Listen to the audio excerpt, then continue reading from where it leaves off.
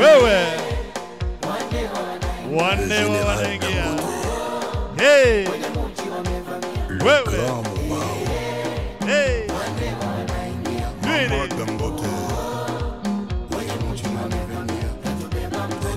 wewe haya, twende nyuma yao, twende nyuma yao.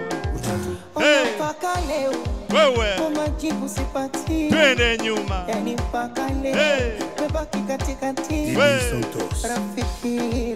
rafiki wa kweli ni nani?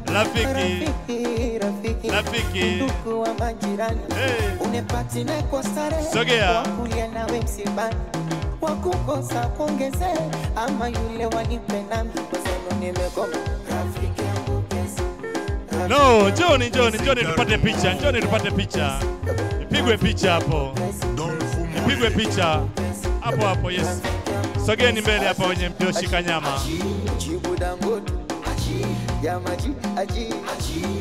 Naomba ipigwe picha hapo nzuri. Hivyo nimombe baba na mama karibuni ili muweze kukata ndafu hii. Baba na mama mje hapa sasa muweze kuitenganisha ndafu hii na kisha tuwakaribishe vijana wetu kwenda kukabidhiwa boma kamili. Karibu baba na mama.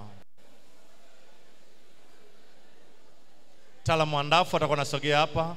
Sogea karibu kwa ajili ya maelekezo. Yes, baba chukua kisu, muonyeshe kisu baba.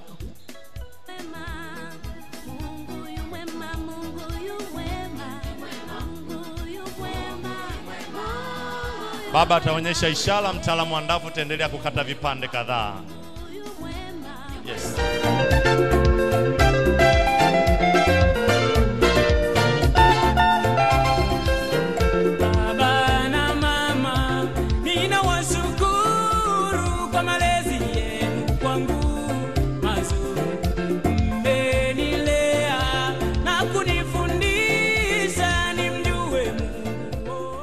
Baba nikuombe usogee hapa. Baba sogea hapa na mama ili muweze kuonekana vizuri kwenye picha. Yes, hapa. Mtaalamu wa ndafu karibu, lete hivyo vipande. Lete hivyo vipande hapa. Wow, mkabidhi baba hapa kipande amlishe mama. Baba chukua kipande cha ndafu hapo, chukua kimoja. Wow. Mwambie mama watoto wetu hawa makofi na vigelegele. Wow. Kamata kipande cha ndafu. Kamata kipande hapo, mlishe baba. Makofi mengi. Asante sana. Bwana harusi karibu hapa. Baba kamata kipande cha ndafu. Kamata kipande cha ndafu, mwambie kijana umekuwa na ukabidhi boma. Hii ndiyo asili ya nyumbani. Mlishe kipande cha ndafu. Makofi mengi. Asante. Bi harusi njoo hapa.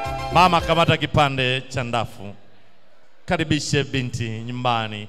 Mwambie wewe ni mtoto wangu katika watoto wangu. Karibu nyumbani, lakini ukamiliki boma yako vyema. Makofi mengi kwao. Asante sana.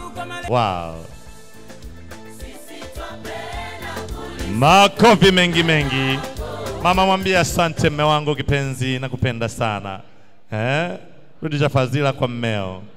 Wow. Mlishe kipande cha ndafu. Asante sana.